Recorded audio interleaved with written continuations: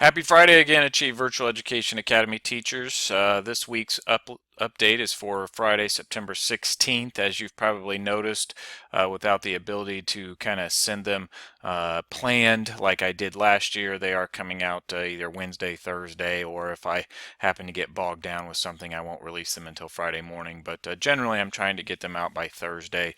That gives you a day, day and a half to kind of read through it before you hit the weekend. So, with that, Student of the Month. Next week, I'm going to be kind of working on the September newsletter. If you have students you'd like to highlight or see highlighted or you think are deserving, please send me those names. That gives me a chance to shoot them a message asking them the questions I'd like to highlight on the front of the newsletter and get a response.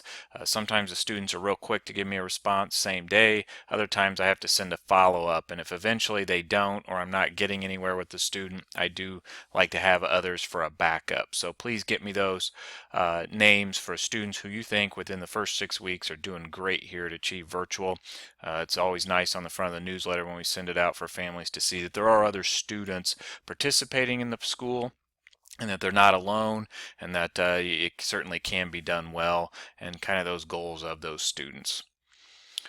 Only 3 more weeks. Last week I started the start planning and preparing for your fall break messages to your students. In 3 weeks, our district starts the 2 week fall break. Now, that first week, as a reminder, our office is open.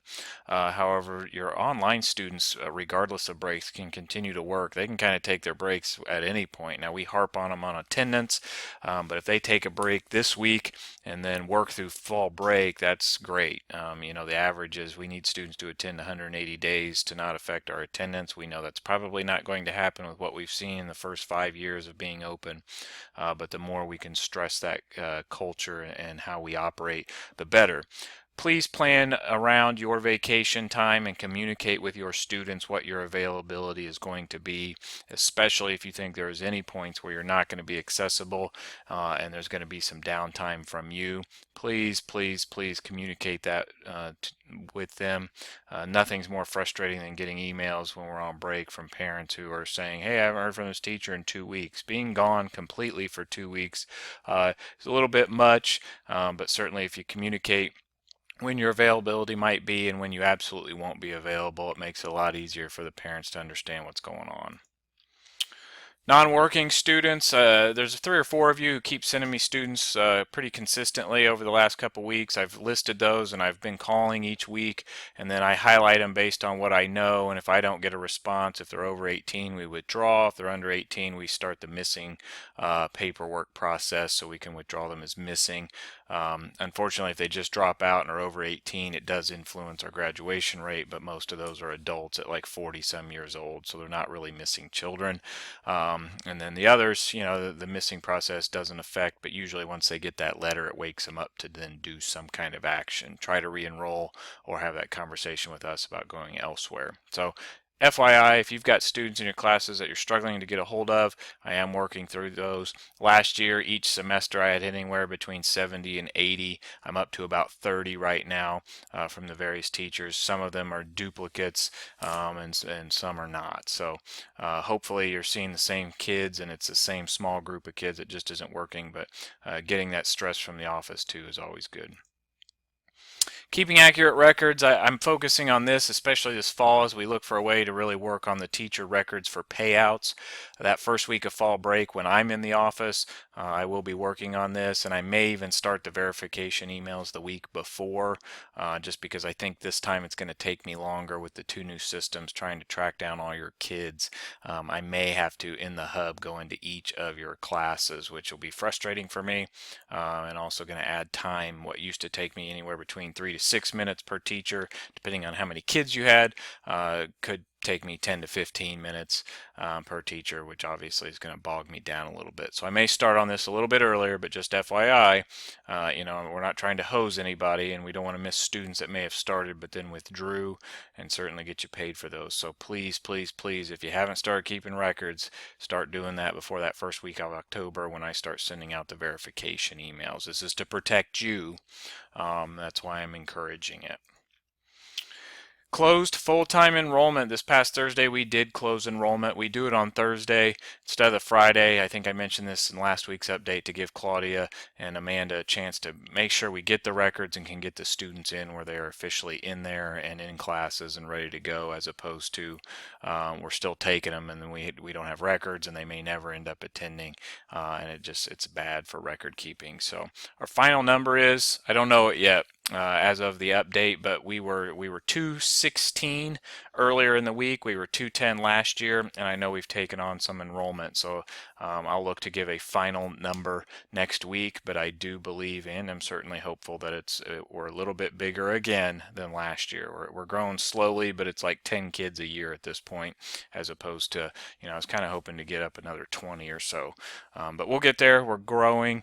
A lot of that is, word of mouth from other schools. They're sending their students here when they're looking to finish up, and a lot of that's a testament to the job you do. And then I think not being a charter certainly helps us. So one concern with the enrollment would be that we're getting a lot of adults who don't really intend to do full-time school, so we really need to harp on them about the culture of how we operate.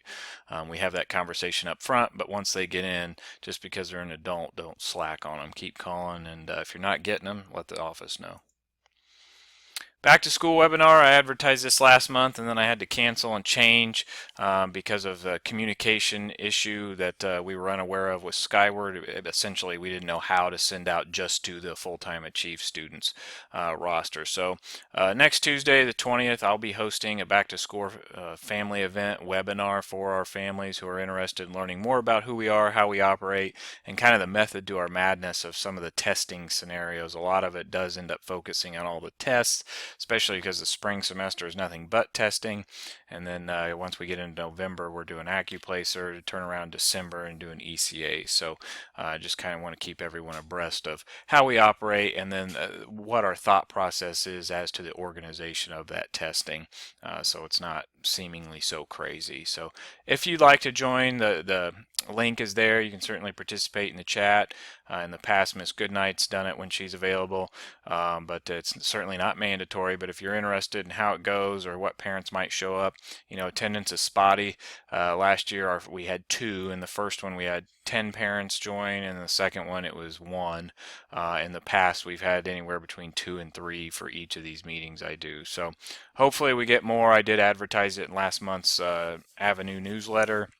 I am hopeful with a reminder this coming Monday to our families that we'll get a larger crowd that can participate. Other teachers' contact information. This was brought up by one of our teachers, one of your peers this week. Just kind of if something comes up with a student, being able to reach out to other teachers if needed. And I don't think we've ever done it, and I don't know what you saw in Genius necessarily, so I haven't really thought about it. But it is something that might be fairly important for you guys to be able to communicate with other teachers, especially of the same content area. So I'm going to put a contact list together. It'll just be shared with the adults. So unless you respond opposed to me for some reason and we can talk about it, I will disseminate this in a week. So if there's an opposition out there, you have a week to let me know that you don't want a certain other teacher to know your other teachers to know your contact information for whatever the reason. Hopefully it's a good one. Otherwise, I don't see a reason to not do this. So just kind of FYI.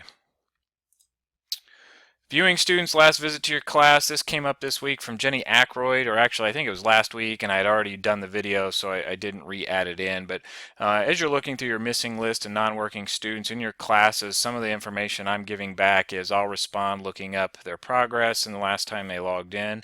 You can see that as well. I don't know that you can see the graphs of progress in the course because you have access to their grade book, but if you click on the participants from there, you should see a last visit column that gives the date. I don't know if it gives the time, I forget, but it certainly gives the date of the last time they logged into that specific class. And so when I see it, I see it as the last time they logged into the hub, not your specific class. But you know, it tells you if they're even logging in or not at all. But then I also see little, it looks like little chart graphs, bar graphs going off to the side as to how much they've actually completed in that course. 4%, 25%. I've seen a couple 100% already. So just FYI, if you click on the card list, it's one of the tabs at the top on that same participants page. It shows the same thing, but your kids are each in little boxes. I think it's like 3 across all the way down, and it puts like, I don't know, 12 on a page, and then you've got to, you know, you can click to other pages depending on how many kids are in that class. But just FYI, if you're curious as to the last time they logged into your class, you can see it there. Happy Friday. Again, it may not be Friday when you're reading this, but for the end of the week, this Saturday, as a heads up, if you're a Wayne Township Teachers or Education Foundation's 25th year celebration, the 20th, they had a 20s theme. I think I dressed up as a 20s gangster and all that fun stuff. So this year it's hats off for 25 years, so hats are the theme. I will be in attendance again. Hopefully I'll get a good picture I can post for some laughs next Friday. It's not necessarily a funny hat, but I think it looks funny on me. So anyways, have a great weekend. Enjoy the weather. Hopefully the Colts get you all a win. My Niners are 1-0 right now, so might be the last time I can say they're undefeated this season. Have a good weekend.